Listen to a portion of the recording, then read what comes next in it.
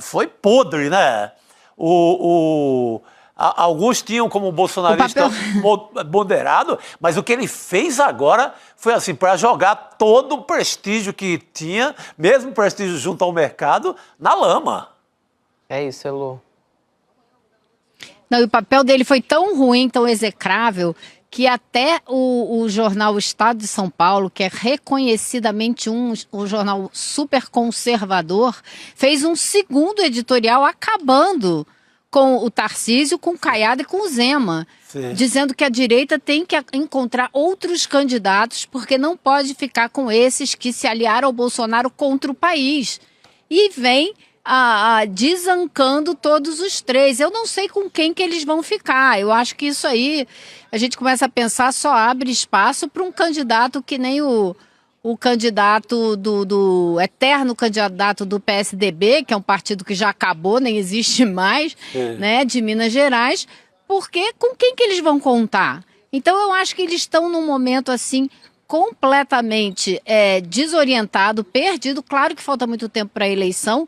Tarcísio de Freitas não vai se acanhar em tentar mudar completamente de posição e tentar construir um outro discurso daqui até lá, mas eu acho que ele foi o político que se deu pior nessa história toda, desde que começou esse movimento da família Bolsonaro de trazer problemas para o Brasil para ver se salva a própria pele, de produzir uma interferência direta do governo dos Estados Unidos nas questões internas do Brasil, né? Foi o Tarcísio que saiu pior com isso tudo. Ele destruiu o capital político que ele tinha, tentando se segurar no bolsonarismo. Vamos ver como que isso vai evoluir, mas eu acho que o presidente Lula agora tende a ganhar muitos pontos na política institucional, na relação com os setores mais conservadores e nas pesquisas de opinião. Eu acho que a próxima pesquisa de opinião já trará alguns dados diferentes com melhora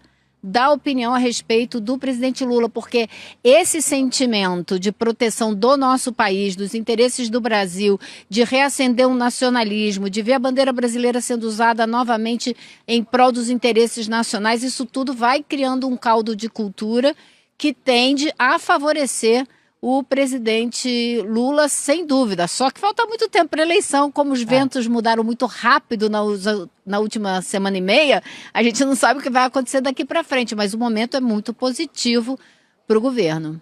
Falando nisso, a gente está numa expectativa, né, Elô e Chico também, de a PGR pedir a condenação do Jair Bolsonaro na trama golpista a qualquer momento. A gente está conversando aqui, ainda não tivemos novidade a respeito disso, mas pode sair até durante o ICL Notícias segunda edição.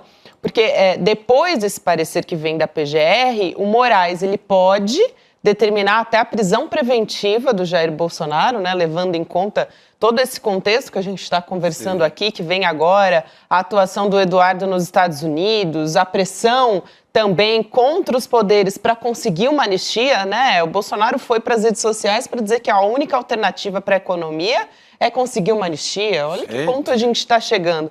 Então, depois que a PGR encaminha esse parecer, que é o que a gente está esperando, o Mauro Cid vai ter 15 dias, isso também é importante, para apresentar um memorial, que é um documento que ele traz provas, traz mais informações também. E aí, depois disso, o que vem? Os advogados dos réus vão fazer também, nesse prazo de 15 dias, as defesas finais. Aí, imaginando que todo mundo cumpra o prazo, né, Lô? É isso. Aí o julgamento vai decidir ou não pela condenação do Jair Bolsonaro, né?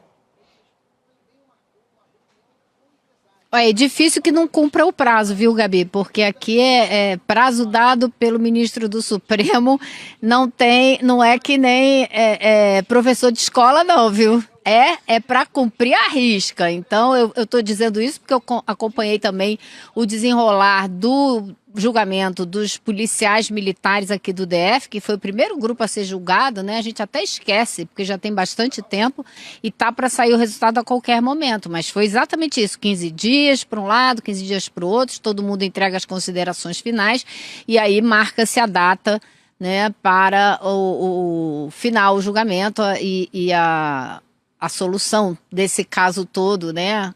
Então, acho que logo a gente vai ter. Agora, se tivesse que dar um palpite, Eu diria que vai ser bem difícil decretarem a prisão preventiva do Bolsonaro. Ao mesmo tempo, eu tenho quase certeza que ele está sendo muito bem monitorado, que ninguém vai deixar ele escapar do país ou entrar numa embaixada ou nada disso. Ele vai ter que cumprir com os ritos da justiça brasileira e vai ter que ouvir a sentença, né, a condenação dele, a sentença que ele aguarda. Boa, vou até levar vamos levar essa aposta pro Cacai também. Muito importante o que ele traz, porque imagina a desmoralização que seria deixar, depois de tudo, de todo esse processo, ouvir todo mundo, amplo direito de defesa, 1000 sessões de testemunha, todo mundo sendo ouvido, um processo longo, o cara foge no meio dessa história toda e pula o muro de uma embaixada e adeus. Seria uma desmoralização para o país, né?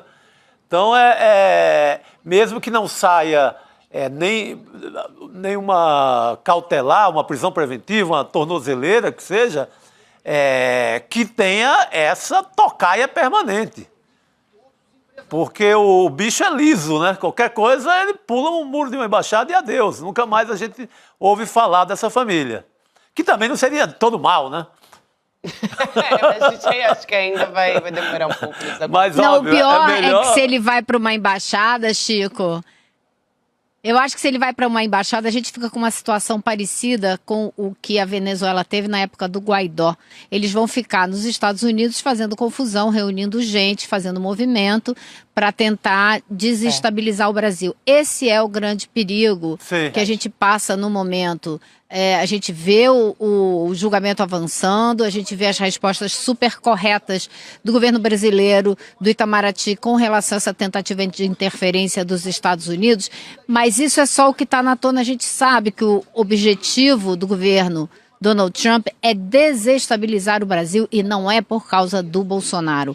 É por conta do crescimento da economia brasileira, pelo crescimento das relações do Brasil com diversos outros países, pela diversificação das exportações, pela relação com a China, pelo fortalecimento do Sul Global, pelo fortalecimento do BRICS. Sim. É isso tudo aí que está em jogo. Que isso tudo significa uma perda de poder relativa dos Estados Unidos no cenário internacional, né? E é isso que eles estão tentando evitar a todo custo, inclusive com custo para a própria população dos Estados Unidos. Perfeito, exato, Elô. Muito bom ter você aqui com a gente nesse começo de semana, querida. E a gente se vê muito ainda nessa semana, porque, olha, tem trabalho pela frente, né? Ainda vai ter muito depoimento aí na trama golpista. Valeu, Elô, um beijão. Vem mais.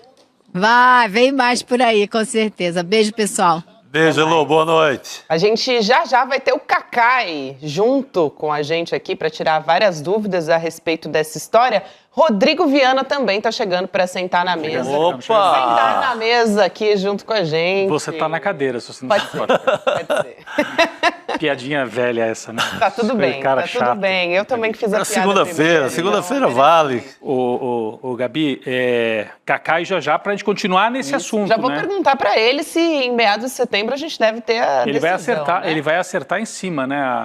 A previsão que ele fez Cacá já no começo do ano. Previsão. Foi o primeiro a falar isso, né? Que seria ainda primeiro. Em setembro. Foi a primeira pessoa que eu ouvi falar assim na imprensa, que seria em setembro a definição. E assim, ainda muita gente dizendo que não, né? Que deveria levar mais tempo e tal. O Cacai até, assim, ouvi o Cacai contradizendo muitos outros também especialistas dessa área. A experiência do Cacai é fundamental para a gente entender esse contexto. Importante, e a expectativa, né? Acho que também isso explica a nossa audiência hoje fortíssima, né? Mais um dia de audiência fortíssima aqui no ICL. As pessoas na expectativa do que acontece. Primeiro, no trâmite aí do julgamento. E segundo, nessa guerra Trump, Eduardo Bolsonaro, o Tarcísio queimado para todo lado, mas tentando se recuperar, que também o governador de São Paulo não vai jogar a toalha tão rápido, né, Chico? Ele fez movimentos muito errados, né? Muito toscos. Sim. Ele saiu atabalhoado. Não sei quem são os conselheiros políticos dele, tenho curiosidade até de saber. Se foi o Kassab ou se foi da cabeça dele mesmo, cabeça de capitão da AMAN, da mesma turma do Bolsonaro, que isso diz alguma coisa também, se foi a cabeça de militar ali, durão, que vai mais por uma intuição maluca e não por estudos, para pensar a política. Eu acho que o Kassab não jogaria ele nessa fogueira que jogou, Mas eu tenho curiosidade para saber de quem partiu essa orientação para o Tarcísio fazer os movimentos mais malucos que um político brasileiro pode fazer. Primeiro, tentar negociar direto com a embaixada, pulando o Palácio do Planalto e pulando o Itamaraty. E pulando a montanha de votos do Lula em 2022. Impressionante esse movimento. E agora ele está numa tentativa de redução de danos, tanto que marcou, a gente vai falar daqui a pouco sobre isso, mas marcou reunião amanhã com os empresários para tentar reduzir danos, porque os empresários estão bravos com o Tarcísio, uma parte, pelo menos, do grande empresariado, do grande empresariado, da grande burguesia paulista, e se fez ouvir pelos editoriais da Folha e do Estadão. Foi o puxão de orelha público, primeiro, que o Tarcísio tomou desde que é governador. Ele colocou um pé em cada canoa e corre o risco de morrer afogado, cair das duas canoas. Pressionado por todos os lados. Né, foi a primeira DR, a primeira discussão de relação que a burguesia paulista teve com o Tarcísio. Sem dúvida. Estava no namoro, fechadão ali, e aí, parece que esse cara não é tão legal como eu estava achando. Então... E partiram ali para uma discussão de relação que está acontecendo nesse exato momento. Exato. Olha, a gente vai ter... Já o Cacai tá chegando, hein, para conversar com a gente. Espera aí, gente. Só quero lembrar que a gente vai ter um dos nomes mais importantes aqui, do Chico Pinheiro Entrevista. A gente vai